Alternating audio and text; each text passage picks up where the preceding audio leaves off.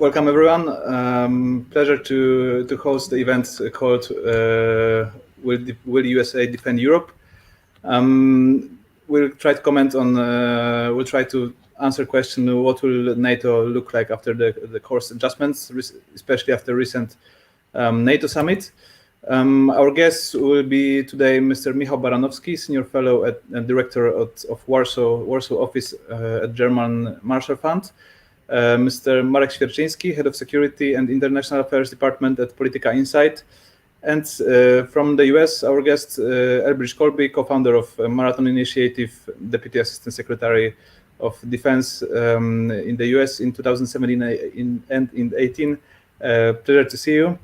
The event is co-financed by Ministry of Foreign Affairs of Republic of Poland within the grant competition Regional Center for International Debate. So coming to the point, recent NATO summit brought us some bitter, some sweet feeling. The conclusions were including cybersecurity, Russia is the biggest threat, China still as a challenge, even though it appeared in the official documents at the end, it was called a challenge, but not yet a rival. There were mentioned nuclear weapons, disinformation. What does outcome mean for Poland? Should we consider this negative or positive? I'd like to ask first Mr. Michał Baranowski. Let me unmute. First of all, it's great to join you at the panel. It's fantastic to see everyone on the other side of the camera. Particular pleasure to be speaking with good friends, both from US, Bridge. Wonderful to see you, as well as Marek and colleagues in Kraków. I think there is a lot at the NATO summit that is very good news for Poland and the region. First of all, this was a summit that was recommitment of US to Europe, recommitment of the US to NATO, and some could disagree, but and certainly not everyone in Poland saw the previous 4 years as difficult, but many colleagues in Western Europe in particular saw the Trump presidency and especially the 2018 NATO summit as somewhat of a near-death experience with the president questioning Article 5 and questioning validity of NATO. So, message number one was that alliance is in a good overall political shape. Secondly, the alliance charted a clear path forward toward a new strategic concept. As many of the viewers certainly know, the previous one is outdated. It's 2010 strategic concept that didn't mention China at all, talked about Russia in very general terms. It all happened before Crimea. So the alliance clearly needs that as a way forward. There has also been point number 3, move forward on implementation of previous decision when it comes to a territorial defense, to defense of the eastern flank, but also of the 360 degrees approach. And we need this. We need this because as the alliance has been adapting, Russia has been modernizing and adapting perhaps even faster. And then the last point that you mentioned is China, and that's where the message, and that's where this is a good discussion to have. What does it mean for Central and Eastern Europe? Because on one hand, some would say that a focus on China will take away from the focus that the alliance should have at on its biggest threat in its proximity. So it will take away from the focus on Russia. On the other hand, and I probably would count myself in this camp, there are at least 2 large benefits of alliance finally talking and agreeing in some terms at least, to tackle China, maybe even three. One, China is here, it's in Europe, so we have to deal with it. It's not only in the Asia Pacific. Secondly, it's clearly a strategic challenger to our biggest ally and the sort of main ally at NATO, the Americans. And thirdly, it's totally an illusion that somehow the Asian theater and the European theater are disconnected. We are very much connected. We are connected both by American involvement and American limits, and by Russia-China cooperation. So it's very clear to us in Warsaw that if something happens, let's say in Taiwan, God forbid, it will be immediately used by Russia in, let's say, Suwałki Gap. So all these are good reasons to include China, and those four main points I would say are something that I would point me to say that this is really a glass, not half, not three quarters, but really a full glass coming out from the Brussels summit. I'll stop here. Thanks. Before I pass the microphone to Mr. Świerczyński, I wanted just to say that it's a debate, so it's information for the guests. Feel free to ask each other questions whenever you want, or to answer if you disagree with something. And also to our viewers, if you have any questions, write in Facebook comments, YouTube or Twitter, and we will try to include them. If it's possible, we'll be finishing about 7:15 because two of our guests will need to be leaving about this time. Mr. Świerczyński, would you agree with what Mr. Barnowski said a second ago? To a large extent, absolutely, yes. Michał is right in pointing out the rather positive outcomes of the Brussels summit. The one thing that can clearly make us maybe not worried, but a little bit concerned, is the US emphasis on the China problem. Understandable from the US perspective, a global perspective, a perspective of a legacy superpower facing a rising new worldwide power.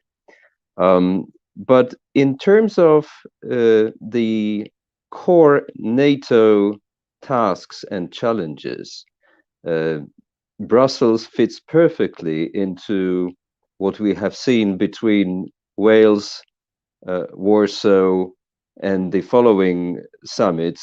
Michał has mentioned that not all of them have been quite successful, but actually Brussels 2021 is a return of NATO as we knew it before the period of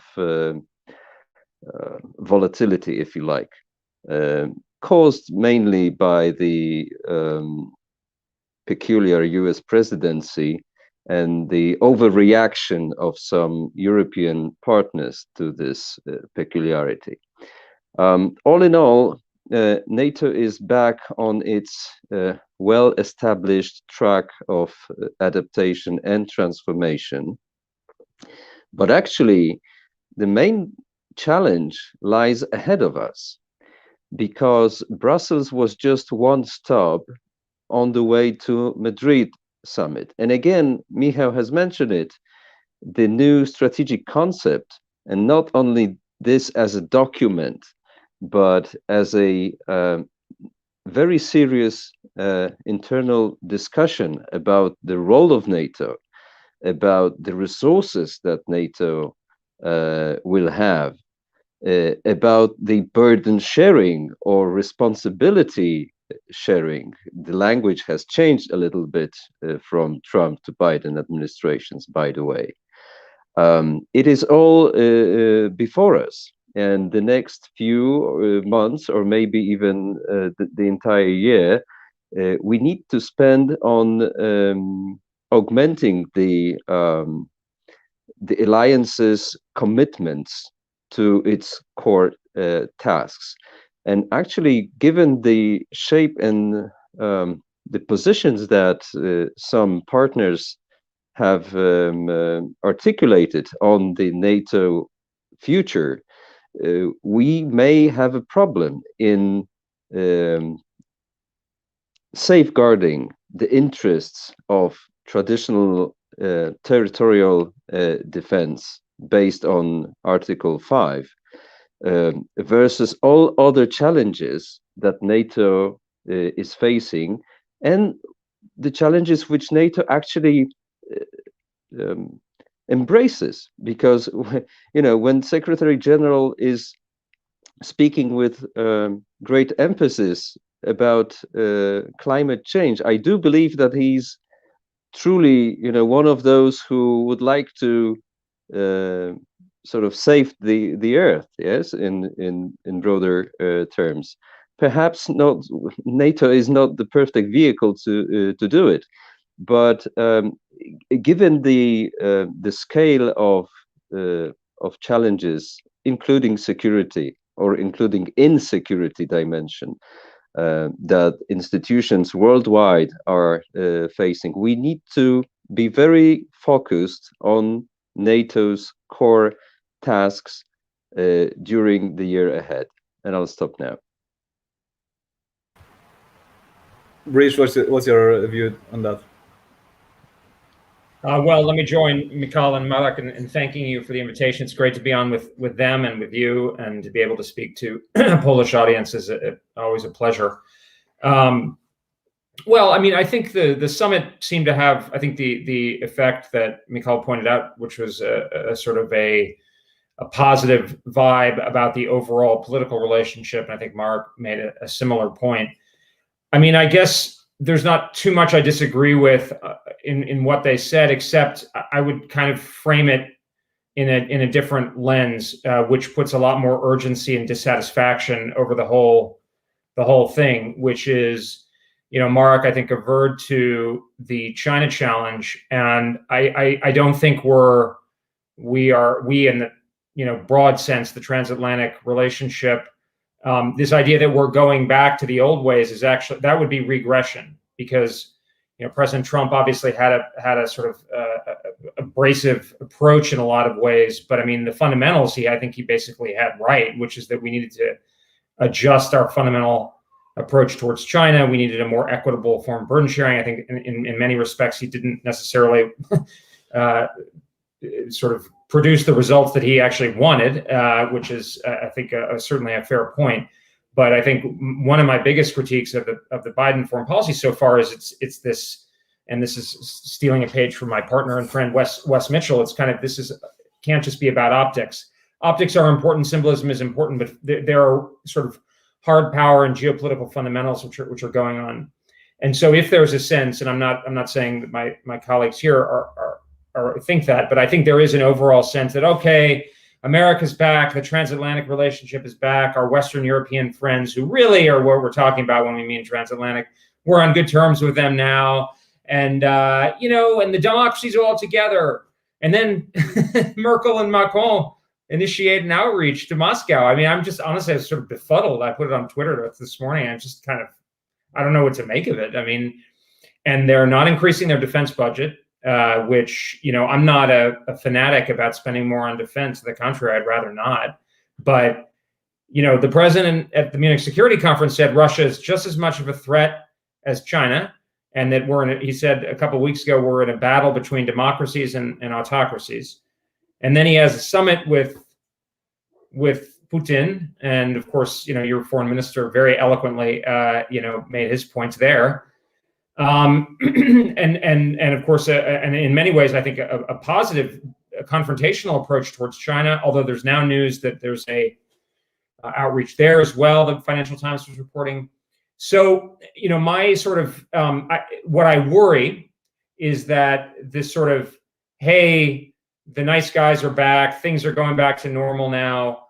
We're going to get all the friends together. You're going to talk about some things in the G7 and NATO communique, and now we're all going to go off and stand up to China in this competition of systems. And I just think that's a fundamental misassessment of the situation. for a number of reasons. But the most important is that China is just order of magnitude more powerful than I think most people are appreciating, and is only getting more so. The United States is going to have to focus much more on Asia. It's going to have to focus more on alignment with states over interests in particular. I don't think this ideological kind of campaign and this sort of values-based approach, it doesn't seem to be moving President Macron. It doesn't seem to be moving Chancellor Merkel, given what Minister Laschet said to the Financial Times the other day. It doesn't seem to move his heart particularly. I mean, might move his heart a little bit. I'm not sure it's going to move policy in the pocketbook that much. And so, I don't want to pour too much cold water, but I just think, it is important actually that NATO mentioned China, the new strategic concept. But my view is, what we should be moving towards is Europeans, particularly the Germans, who have been by far the laggards on this, although they do seem to be spending more this year. Germans spending more on conventional defense, assuming a leading role in a NATO framework for territorial defense, where the U.S. role in a European conventional defense would be relatively modest, certainly compared to the past.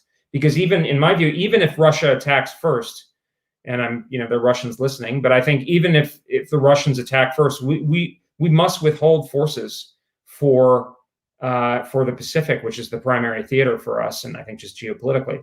And so the optics are fine.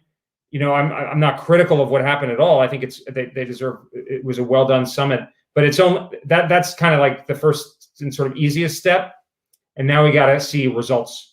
And I think the Biden team, to their credit, I think they do have a kind of coherent theory. I mean, Jake Sullivan has laid it out. It's that the democracies will get together. They don't think hard power and military power is as important. I think they think it's a competition of systems. So it's more about domestic reform and all these kinds of things that they talk about. And that's what the Build Back Better world thing is consistent with that approach. And I just don't think that's the correct assessment of the international environment. I mean, I'm conservative in domestic politics, so I don't particularly like it domestically. But leaving that aside, I think that's a misdiagnosis. And if that's where they're going to continue going, I think that's going to be increasingly clear. Well, you certainly moved the bigger picture, which I want to move to just a couple of minutes later. But I want to stop by on a case that you actually just touched, which is if Russia would attack first, you would still the USA. I mean, you still need to withhold your military.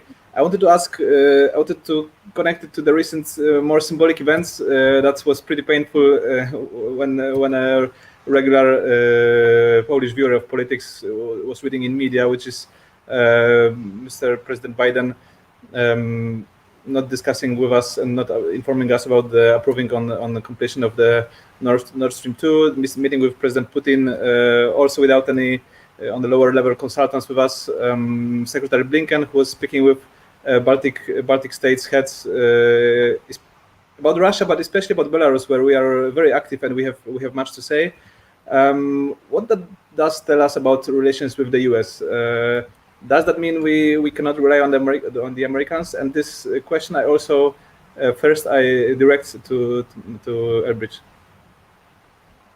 Well, I mean, I think one of the things that I actually find counterproductive about what President Biden's rhetoric is over reassurance. I mean, I think the reality is that the United States and Poland and the United States and Europe have deep interests aligned, a long history, shared values and culture. But ultimately, we both have to make our decisions in an international system, where we remain sovereign states, and we have a NATO agreement or commitment that I think we, of course, should retain and meet. But there's a lot of different ways of doing that, and I think, President Biden's comment that the NATO, these kind of like sacralizing it as if it's sort of above politics and strategy, it's actually, in addition to being, I think, not consistent with how America should pursue its foreign policy, I think it's also a false signal to Europe, because the reality is there's a power differential and a gap, and we can't cover everything. And by communicating that there's no problem, we'll always be there, we're not helping people adapt to the future. So my view is not that the U.S. is totally unreliable and that the U.S. should abandon Europe. No, to the contrary. My view is the only way to sustain that commitment in a world in which China is growing more and more and more powerful, and more and more and more powerful, and more powerful, just to make the point, is by being realistic and planning together. That we have to break out of the mindset of the 1990s and 2000s, where we're going to be everywhere and we'll meet all. I mean, look what's happening in Afghanistan. I mean, I'm sorry, but how many commitments has the United States made in Afghanistan over the years? I mean, I personally would have not made those commitments, but George W. Bush said a lot of things in Iraq and Afghanistan. The future is uncertain. But I think, to me, I think Poland is well situated because it does do a lot for its own defense, has a strong bilateral relationship, at least I think with the United States, certainly on both sides of the aisle. I was really sorry to see what happened personally with respect to Poland in the last couple of weeks. But, I think what was de Gaulle's comment about Franco-German reconciliation? It was a cold calculation, not a great passion. I think we should look at it a little bit more, the transatlantic relationship, a little bit more through the interest prism, and then understand how we can make it sustainable almost in a business-like fashion going forward.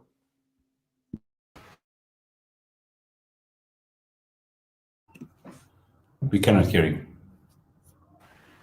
Mr. Barnowski, would you agree with your counterpart? Look, there is a lot that I agree with. I definitely agree with Bridge that that we need to do much more as Europeans in Europe. Yes, Poland is doing a lot. We can be doing more, by the way. We can be, though I'm, there is, but not only sense that there is always some more to do. We could be more effective in terms of our modernization, in terms of our mobility, in terms of our readiness. But the big challenge is, of course, German capabilities and strategic outlook. I mean, absolutely. And whether this is going to change after the election, I'm not entirely sure. This is not something that is particularly in the cards when you look at the German public opinion and as well as what's voiced by the incoming leaders. Now, it's interesting also, I think I agree, though this is the harder part. Bridge is pointing to this sort of kumbaya moment. We are finally, transatlantic kumbaya, everything is great. And there is an aspect that I think not everyone in Europe recognizes and fully appreciates, that the strategy is not, American strategy is not rebuild alliances and live happily ever after. It's rebuild alliances in order to compete with China and other authoritarian powers. And that second move is not something that is happening just yet. Where I'm a little bit more hopeful, or I think, proof is in the pudding, is whether Biden's foreign policy and this approach, let's start with rebuilding alliances, let's have a bit of a kumbaya, and then we'll move them, whether this will work or not. This is also where, where the way I see the packaging, so to say, but I think it's actually more genuine, of not describing competition with China in a pure power to power, great power competition. It would just entirely not fly in Europe. It might not fly even in Asia. I'm not as familiar with the allies there, but what we are seeing actually is first of all, I think the people, Biden and his team, people around, lots of us know them well, right? And I'm actually quite convinced that they believe what they say, that this is a contest of systems, and not only contest of power. But very interestingly, which something you don't see maybe as in the public, I actually hear some European friends saying, they are disingenuous. They are just saying this to get us on their side of this power to power contest.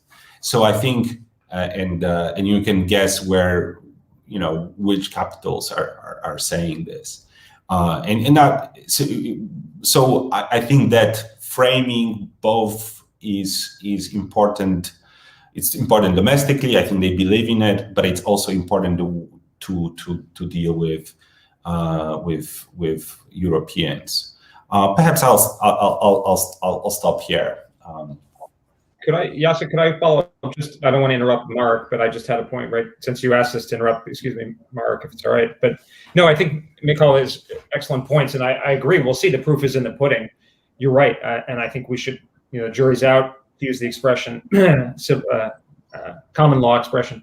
I think you put your finger on a really interesting point about the genuineness and this sort of ideology thing. I actually think it is quite genuine with a lot of people whom I know, and because it's also consistent with their views in domestic politics. And I think the president really seems to believe it very deeply. I mean, I think it's almost striking how ideological he is. I think what's interesting is, I tend to describe things in these kind of power politics terms. I mean, I think the way that this is phrased, the selling of what I'm talking about, which is actually, I think it's real, but I mean, the packaging is not ideological and it's not sort of Bismarckian. Rather, it's more like the free and open idea and the sort of sovereignty idea. And that actually does play very well in a lot of places in Asia. There's a very good piece by my Australian friend, Ashley Townsend. Actually, Derek Grossman of the RAND Corporation also wrote something very good on this, where I think, and actually I'd be curious, the part of the reason that I want to interrupt was because I'm curious in Eastern Europe, Central and Eastern Europe in particular, my sense is that might play a bit better.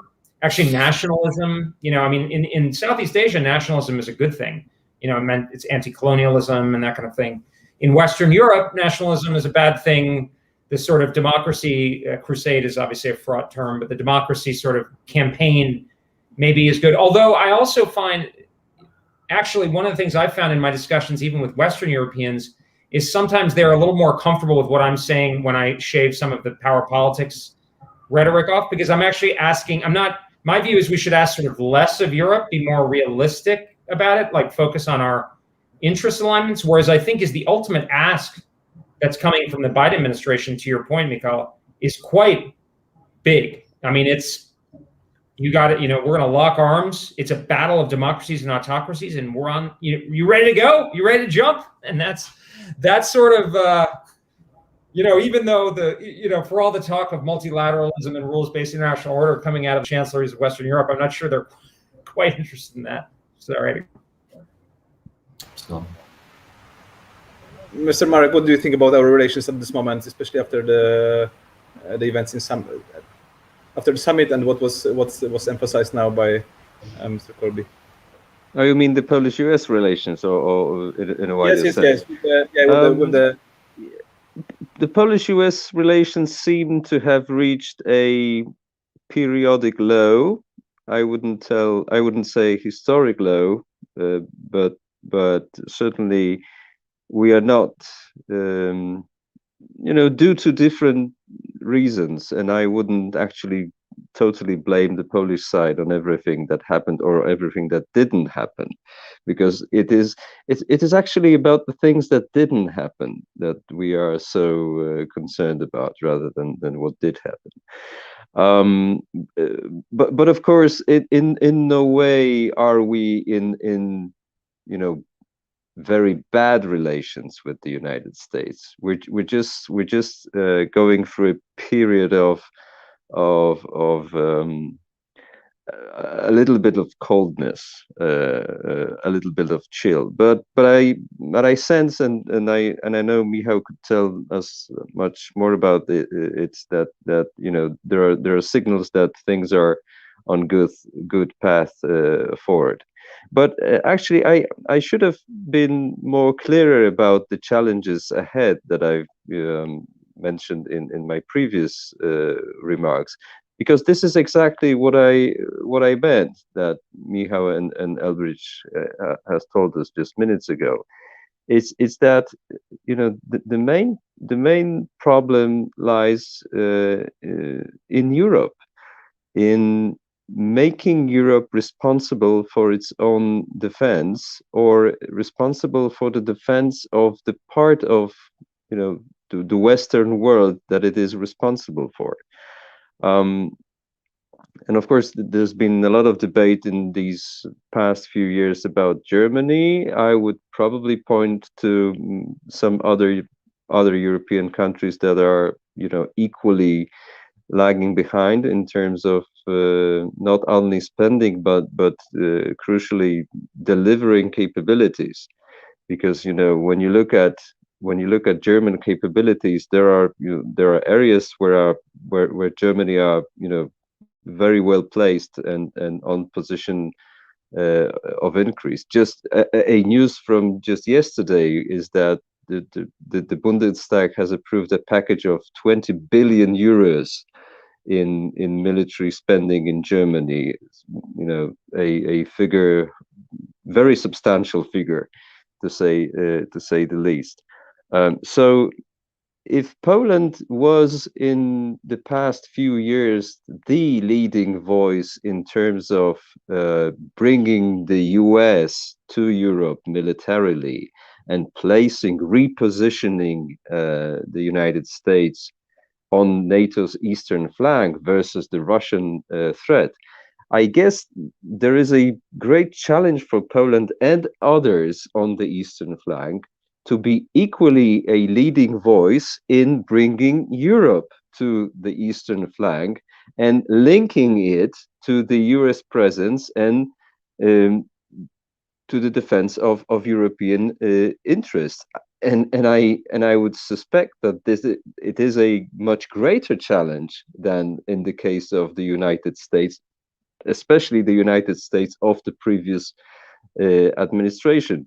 And let me say finally something that you may find counterintuitive. I mean that there's been a lot of criticism about the style, about the language of Donald J. Trump, the 45th president, but he was in many areas, in many respects, he was right in pointing out the weaknesses or the gaps in the European defense. And maybe, maybe not yet, but in 10 years' time, we will give him much more credit than we do now for, excuse me my language, but kicking Europe in the ass in terms of, for instance, the defense spending. Since you are at the European side, there is a question from Maciek Sobieraj. I'll just read it for you, and the question will be directed to Mr. Świerczyński. As NATO works on its new strategic concept, so does EU by working on a strategic compass. How will EU-NATO relations look like? How will the EU-NATO relations look like in the future? Is it even possible for the EU to establish meaningful defense policy? I would very much like to know what will be the future NATO-EU relations, and I know that there is an appetite in some Western European capitals for the debates within NATO and within Europe on strategic concept and strategic compass to sort of overlap.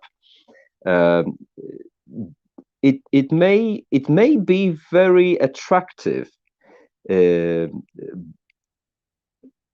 but we here in the eastern flank, who are very watchful to the eastern threat and who care a lot about the NATO's core commitments, we need to take care and direct the debate within Europe so that it complements and supplements NATO's efforts and activities and funding and resources, and not compete with them. I know it is it's been under debate for many years, but it is increasingly something that we need to look into.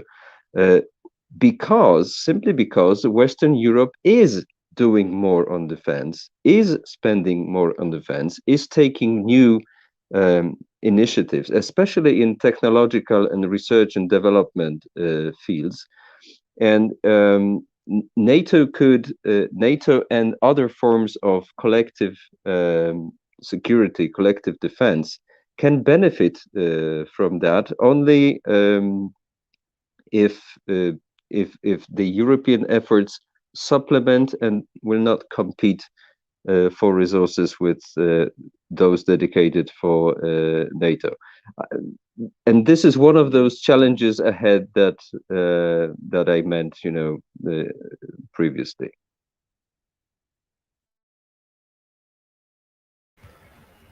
Mm-hmm. Mr. Barnowski, would you like to reply, or can I move with the next question? Let's have another question. Absolutely. Yeah, I think it answered thoroughly the previous question. All right. I was wondering if the U.S. shift of focus to Asia is considered in many circles as a threat to our security, since the Americans would be losing interest in the eastern flank.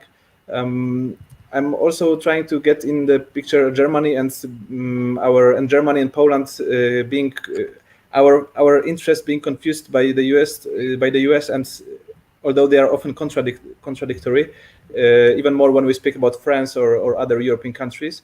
I was wondering if for Poland it would be reasonable to think about creating something like a third pole inside of NATO, some voice that could be heard, not necessarily to deter Russia, which is impossible, but to have a more stronger voice inside NATO.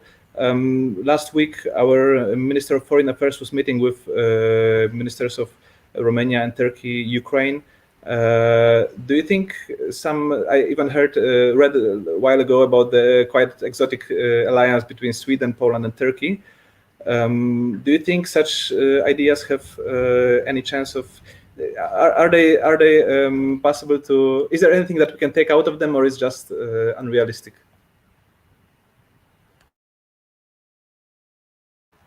Mr. Baranowski, if I may ask you. I actually, Bridge was about to jump in, and I think it'll be very interesting to actually hear it from an American perspective.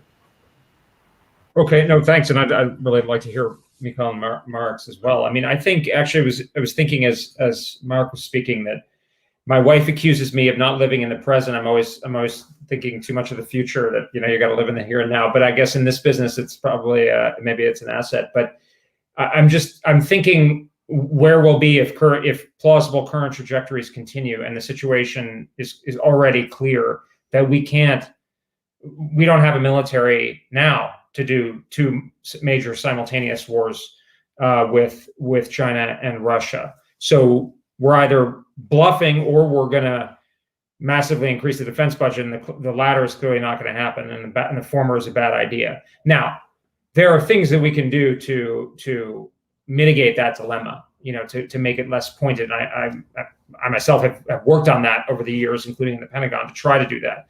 But the structural tension remains. So, I mean, I detect, or I sort of infer a bit of a kind of a sense of like a backlash. I don't mean that in a negative way, but just to what I'm saying. But I actually think what I'm saying is, and I think what Mark was saying is very consistent.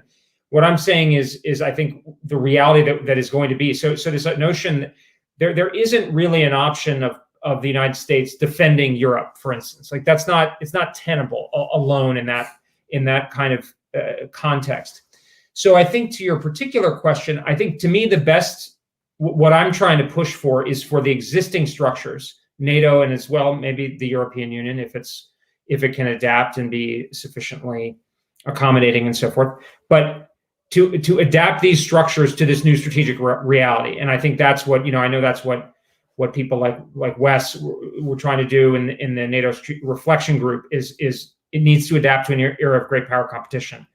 And that's why I pressed the Germans so much on this. Actually, I spent a lot of my time on the Germans because that is the critical factor. That is the factor that can move. I mean, the Belgians have not spent a lot on defense, but it won't matter that much. But if the Germans do it, it will make a big difference, and we will solve a big part of this problem. And then in that context, yes, the US will still be available because we can swing certain kinds of forces. There are, space and cyber assets that have kind of global reach that we can always, kind of and even take some risk on the margin in the Pacific. But I think if we look at the problem in the face together, we're better off to do that. So, I mean, I think I personally, if Poland thinks that there are better ways of doing that, I would urge it within the overall NATO context in particular, because if we didn't have NATO, we would want to create it. It's a mechanism, even if its form is different. I mean, Dwight Eisenhower wanted the commander of the SACEUR to be a European, and he envisioned a world in which there were very few American conventional forces in Europe. So there are different models that we can go, but the basic idea is a U.S. commitment to help the defense of Europe. The level of effort, the mix of forces, the European role, that's all adjustable. But I mean, it's sort of like that old phrase, things will have to change to stay the same, from the Italian novel. I mean, I think that's what we want to do. But what I don't think would be very productive, I'm very skeptical of these middle powers ideas. I don't think there's a lot to it, and I don't think it really holds up. I mean, just to go really macro for a second, I think we're going to be living in a largely bipolar world. I mean, if you look at the cover of The Economist from a couple of issues ago, and certainly not it's pretty classic liberal view, but I mean, it's basically the US and the Chinese economy way out in front of everybody else. And I mean, and I don't say that to beat our chests. I mean, it's just a reality.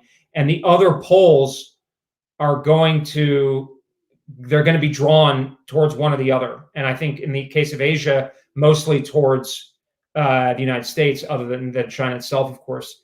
And so that's the room for middle powers for a genuinely independent foreign policy, I think is going to be pretty modest. And there's some risk to it. And I'm not, again, I don't think Poland needs to slavishly follow the Washington line, but I'm just saying I think there's been a lot more smoke than fire in that line of thinking. But sorry to go on. I look forward to others' talks. I'm happy to jump in. Oh, Marek, go ahead. Thank you, Michał. Jacek, because you were asking about Poland's voice, or what Poland could do for its voice and its arguments to be better heard in NATO, if I understood you correctly. Well, Poland has been doing a lot. I will recall the B9 format, the Bucharest 9, which brought together countries from Estonia in the north to Bulgaria in the south, basically the entire so-called eastern flank. The other format, of course, is this Intermarum, the Free Seas initiative. It was not directly linked to NATO and security and defense, but of course, one of the formats that Poland has been very active, and one of those formats that the US was rather interested in supporting. But there is one problem in it.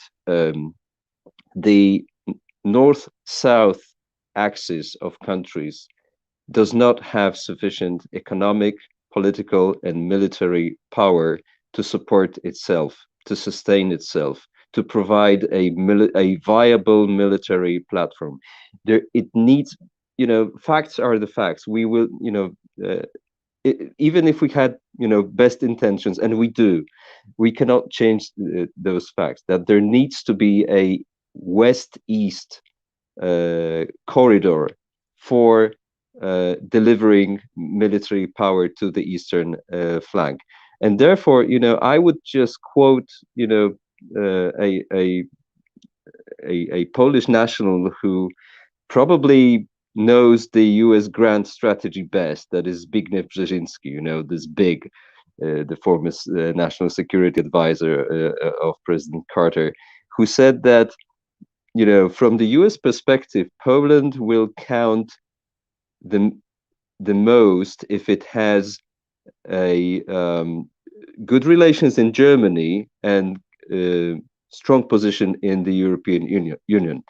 And this is exactly, that what manifests itself in the military realm. I mean, Poland Poland can, gather all countries from north to the south on the eastern flank. That's fine. That's very well. But it needs to bring on board Western European powers, real military powers, in order to provide that military platform to defend itself from Russia. If I may just jump in, when we feel like we are being ignored about some decisions that are coming above our heads, do you think that it's for us the reflection should be that we didn't do enough to influence their decision? We shouldn't look for some alternatives. Is that the message? Well, of course, we need to look into our businesses. How did we have we done enough? I mean, was it at all possible to do something given all the? I mean, let's not fantasize. Okay, we are not equal partners in this political business. Poland is not a partner like Germany for the United States. Poland is not a partner like Russia for the United States. I'm not prepared to debate what have we done wrong. Was it at all possible to? Let's accept the facts. And let's try to maneuver ourselves in this new situation and adapt to it. And one of the it is one of those challenges ahead, that we need to now look at the new situation realistically and try to look for best solutions in this new situation, and that will be bringing Western Europe, Germans, and using the new US Germany reopening for the benefit of the eastern flank and Poland. If I can just jump in a little bit on a couple points, because there is a lot on the table. On your question, Jacek, and on Marek's response, I'm actually disagree here with Marek to an extent. I think it was unforced error on the part of Biden's administration not to talk with allies deeply impacted by both Nord Stream 2 and Biden-Putin meeting. And by the way, they understood this kind of late. But they finally figured out that this was, in their view, a tactical error. And I've been sort of looking at it from very close up. And that's why I'm now a little bit more hopeful, because I see a level of consultation that is happening. So that's point number one. But then to your question, should we look for alternatives? Frankly, that's a little bit, let me just say it. It's a bit crazy. Right, because that's crazy. Let me just be. If Americans don't talk to us for 4 months, then we go to China and Turkey as a real alternative, and to China. Let's this is. I'm not saying Poland made a shift, but there has been wobbling. To make it clear, I didn't want to look for a third pole, of course, in the world, but within NATO, something that would be complementary to NATO interests, nothing that would be against NATO strategy. So, sure, no, within NATO. I mean, Poland is a strong voice, and I think the biggest challenge is what we are talking all here about, and I here fully agree with Marek and Bridge. Is the big challenge is how to convince the rest of Europe, the rest of Western Europe, to get serious about defense, right? I mean, Trump tried with a stick. Now Biden is trying with hugs. I'm not sure if either of those two will frankly work, because I don't have a third answer, but we see Western European societies not scared enough, frankly, and perhaps also not informed enough. So that's the big challenge. Part of the answer perhaps could be what Marek sort of began to talk about, and we've had these discussions before, that you take the US-German cooperation and the and the preference for the Americans to have more German involvement and more presence on the eastern flank of the alliance, our Polish preference for closer relations with both US and for having more troops here, and you have a trilateral conversation about Polish, US, German security cooperation on the eastern flank of the alliance. I think that's actually, it's not just a crazy idea. This is actually an idea that is been circulating. It's gotten some positive feedback in both DC, Warsaw, and Berlin, though it has to wait for elections. So I think that's the big problem. There's the third point I wanted to make, but that's for another discussion almost. It's, Bridget's comment about middle powers. I mean, that's really interesting too, right? I mean, because I agree with your sort of G2 view of the world. I mean, US, China, but it's a question whether they just fall to one pole or another automatically, or whether you actually have to do some real work to get it. And I think that's a little bit where the Biden administration differs. Yeah, can I jump in? Because this is two really interesting things that from Mikhail I wanted to pick up on, if that's all right, Jacek.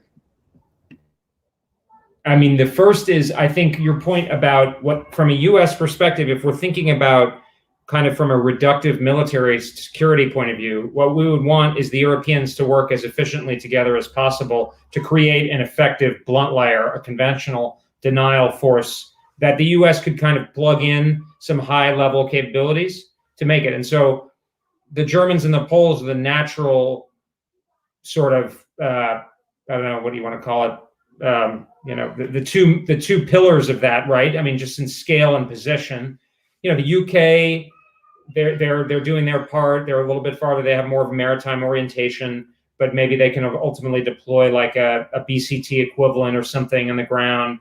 The French, the same kind of thing. And then, but if you have German and Polish scale, then the Dutch and the Belgians and the Danes and the Swedes and the Finns and the Norwegians can all that, and then the American, and then we can all work together. And maybe it's called the task force, but that it's sort of, it's not going to be the Italians and the Spanish and the Portuguese, right? I mean, for obvious reasons. So I think, to me, that would be the natural thing. And then, so if the Germans and the Poles could work together on that, that'd be great. But I mean, I'm not saying that Poland should compromise with Germany on critical political issues. Maybe it's Germany that needs to move more. I'm not, up to speed enough, but it's just sort of, I think that would be the logical outcome. And that could be within NATO, and you could create a new command structure and give somebody a new 4-star rank, and, et cetera. And then on the middle power thing, I actually think you're right. And you've really put, actually, not to keep mentioning my part, Wes has kind of made this point to me that I think is very wise. And actually, he's not the only one. My other partner in Marathon, Matt Pottinger, who's an Asia guy, said this too, that actually, that kind of my derivation or conclusion is that geometric kind of sort of, lock-in or kind of straitjacket is much more in Asia, where the direct challenge from China is most acute. If you're Taiwan, you don't have any space. It's clear what your challenge is. If you're Japan, same. But the farther you get from the military and immediate, geopolitical weight of China, the more scope there is. And that's why in some ways Europe is going to be the battlefield. I use the term battlefield. It's metaphorical, but it could be real, the arena of competition, because it's enormous amount of wealth and it's at the highest, level of human development. But, countries, look at Macron, look at Merkel, they're kind of, even this conversation here, flirtation with China. And, whereas in India, you're dealing with up close. The one thing I would just say is that I think is particularly relevant for Poland in this middle power thing is I think the Russians think that they are going to have, that this US-China competition is going to create space for them to exploit. And I think one of the things that could lead to a different and potentially better relationship with the Russians is if they are disabused of that.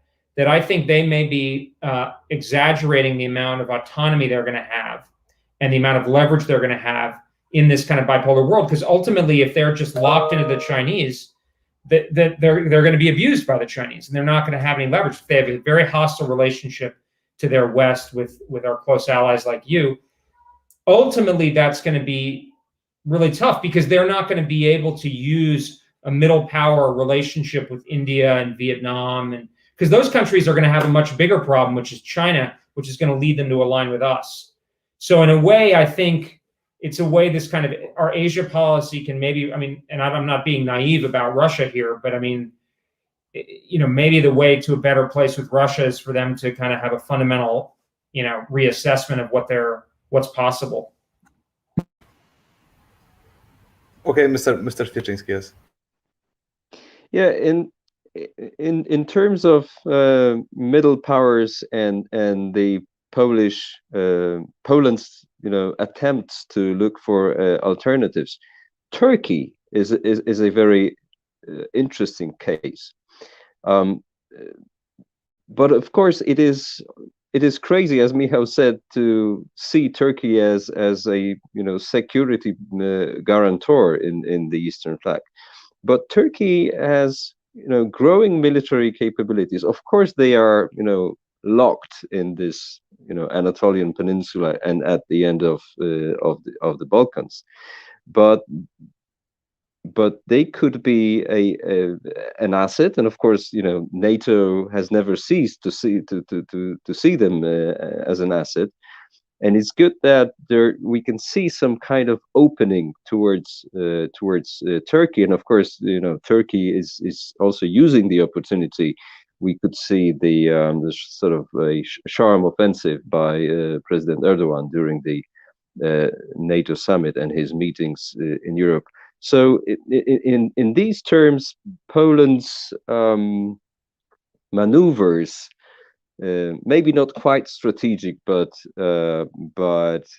looking for some options at least to have, seem to be very interesting. Before I move to the bigger question on a wider, broader view, to bridge, I would ask Mr. Baranowski 2 minutes, and then Mr. Świerczyński 2 minutes. In short words, if we cannot put our cards on the third pole within NATO, or it's risky, or we shouldn't do it. Definitely shouldn't do it like Turkey, in a way to scare out our allies. Would you say what would be the channels that we could gain our support for our interests?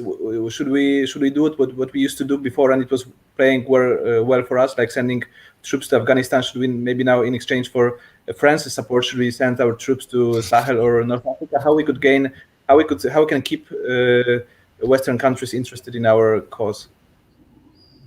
2 minutes, Mr. Michał. 2 minutes, Mr. Marek. Okay. It's a good question. I'm not sure though if I understand still the idea of a third pole, but let me just sort of there is an aspect of what we can offer so we can get support for our eastern flank. Sure. Though of course the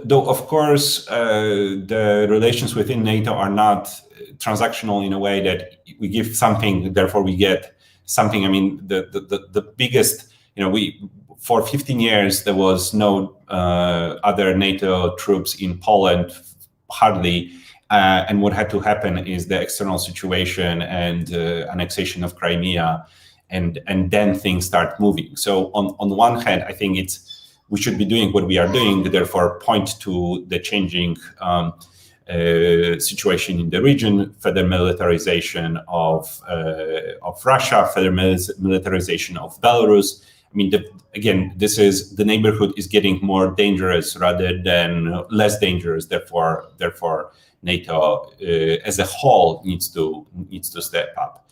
Number one. Secondly, we certainly need to continue with our spending and modernization. That's two. Thirdly, I think it would actually help to have a little bit better bilateral relationship with some of the other allies, and this is where we are drifting a little bit, though not as much in NATO as within the EU or other places. And fourthly, actually, with this administration, and that's perhaps a little bit hardest for the government right now, it actually, people are starting to look also in the security context, what's going on in Poland domestically when it comes to democratic norms and institutions. I mean, whether we like it or not, and some of us like it and many don't. This is another lens through which Americans, especially, but others are looking at as well. So, and there is a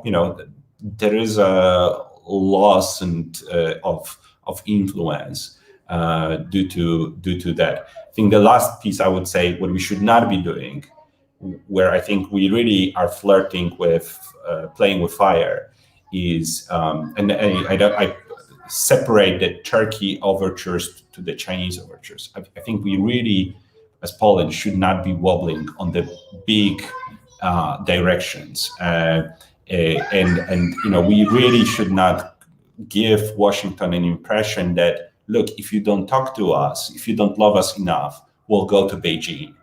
And this is exactly what we are doing, and this is why we are doing this. I think this is not because all of a sudden China is so attractive, but because we are trying to get Biden to pick up the phone. He's not. Xi Jinping is doing this, and it's Chinese who are then exploiting. They're inviting us, Serbs, Irish, and Hungarian, and I think this is where we have to be very, very careful. We play this for a little bit longer.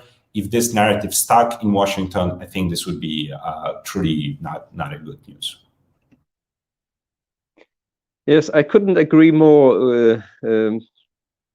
It is a complex issue because of the problems that we have actually, that are self-inflicted throughout these recent years, and it will, it's not that we can offer something to France that would make them, come to Poland and make, a Fort Macron. It doesn't. But Estonia could do something like transactional exchange, right? It helps sometimes. It helps, and of course, when you see Estonians sending troops to the French operations in Sahel, it's probably because France has deployed the troops to NATO EFP, and Estonia wants to maintain this network of security relations that it created. By the way, the Baltic states are doing very well in that, in creating broad networks of security relations. We have invested very heavily in one key security relation, and we have neglected almost or reduced to minimum the other security and defense relations, which proved to be a mistake. As simple as that. It will take some time, probably significant amount of time, to rebuild it, but we need to start. And Michał is right to say that we need to start with bilateral relations. We have a very good format of Weimar Triangle. There's been a lot of talk about reviving this format, and we've not yet seen it this happening. We have a lot of other initiatives, including in European defense structures. We cannot oppose to the European pillar of common defense. In the end, we are all in Europe, and Europe is the anchor of our economic, political, and also military interests. So it will take time, and we will probably not see it happening from day one. But we need to start. Have we started yet? I cannot tell. Thank you, Mr. Marek. I cut off your last what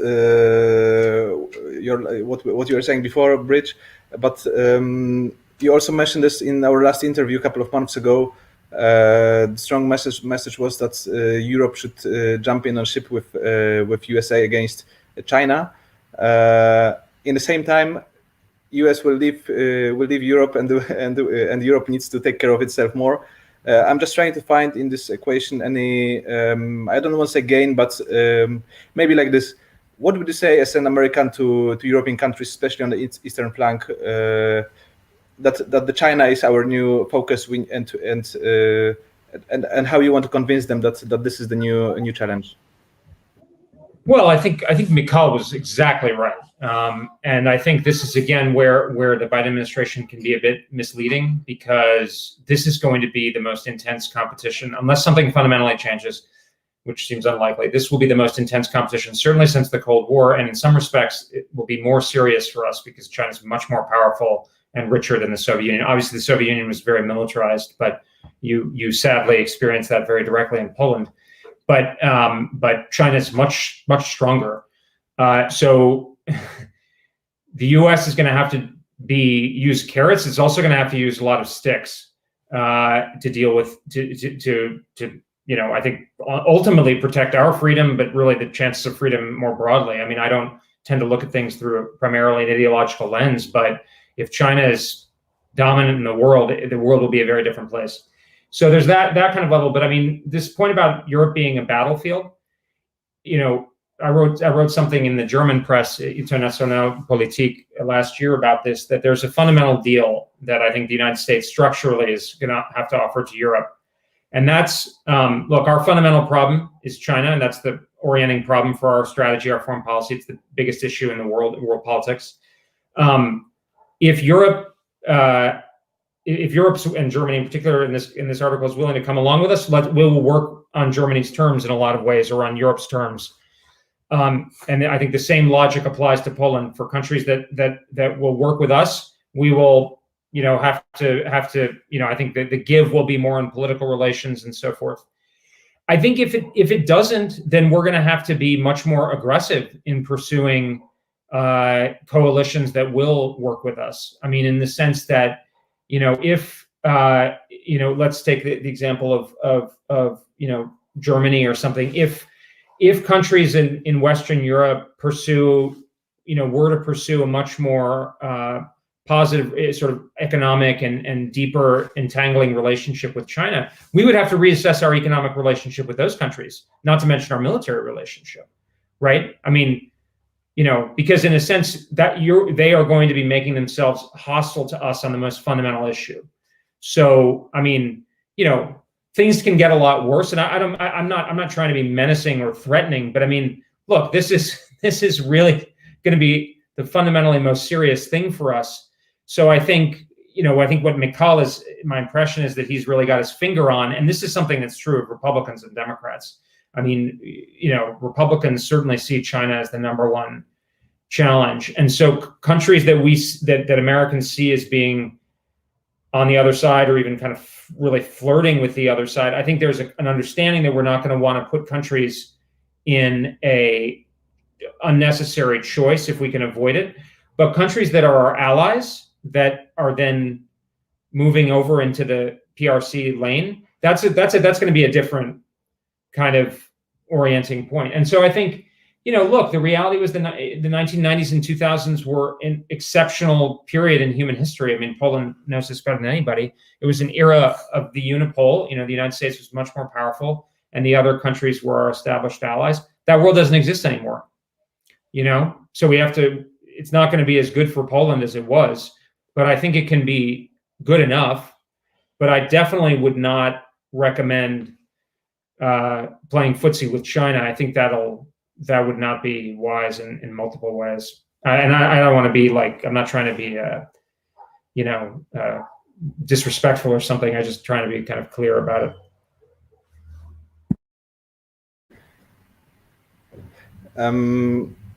Does any of other debaters want to answer to that?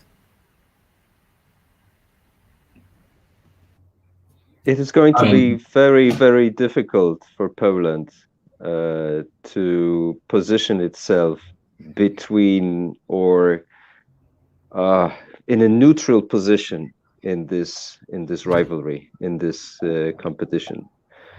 and I agree, that it will be very, very tricky and dangerous and crazy to flirt with China, especially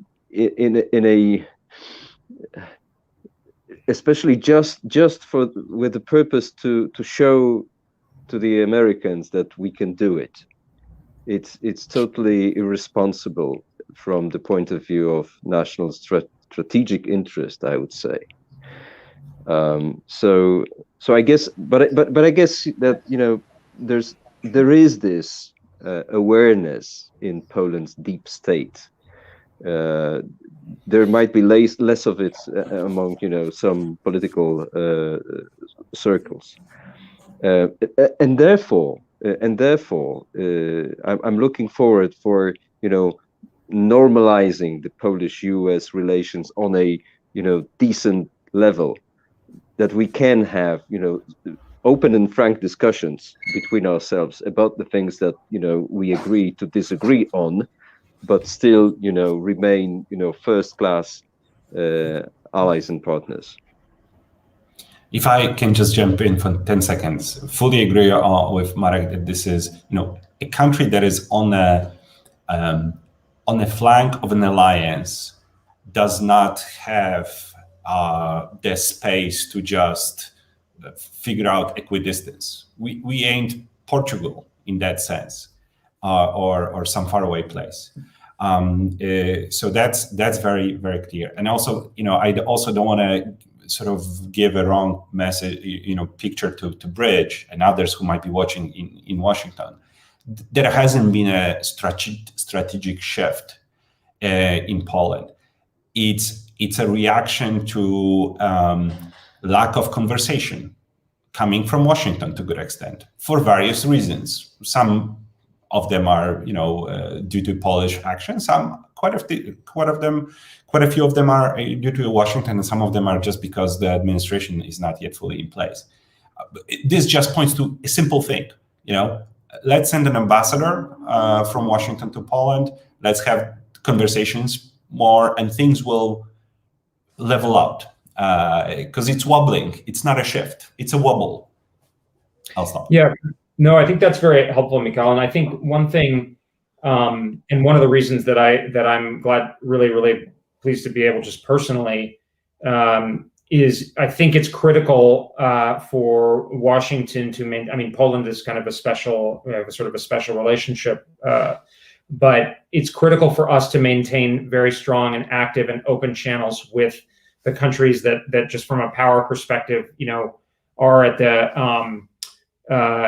you could say sort of one level down in the sort of power relationship than say Germany, and not only go through Berlin and Brussels. And I think that is a bit of a, my sort of one of my critiques of the Biden administration's policy on this is I am concerned that it's excessively channeled through the sort of Western European key nodes. And, my view, leaving aside my own kind of personal views, but I mean, I think from an American geopolitical perspective, if they are willing to go along with us and that situation is stable, that might be a tenable point. But A, that's not clear that those are the most congenial and constructive links. And B, we need to be able to keep our options open and work with others as that might be, and exercise pressure on those, those primary nodes, if you will. And I mean, I'm just being kind of frank here, but I think it's critical that they understand in Berlin and Brussels that we will always have, we should always have, and in my view, will always have open and vigorous discussion with Warsaw and Rome, Madrid, obviously London. We're not beholden, to sort of European Union über alles, and I mean that's a European decision for Europeans to make. And we will make our geopolitical assessment based on where that goes. But if the European Union and Germany aren't aligned with us, well, then we should be working with others who are more closely. It doesn't mean we have to be spiteful about it, but that's we're not beholden to those channels. I think the best summary to that is the results of the report that was actually carried out by German Marshall Funds, where Polish society was the most enthusiastic and positive about NATO alliance. In the same time, from other reports, we know that Polish people know that the hard power is inevitable to project the soft power and values and so on. We keep our feet strong on the ground. We believe in NATO. I think the course will be positive on us. Thank you for being with us, Mr. Marek Świerczyński from Political Insight, Mr. Michał Baranowski from the German Marshall Fund, and Elbridge Corby from Marathon Initiative. Thank you. Thank you so It was a great much. pleasure. Thank you all. Thanks. Thanks.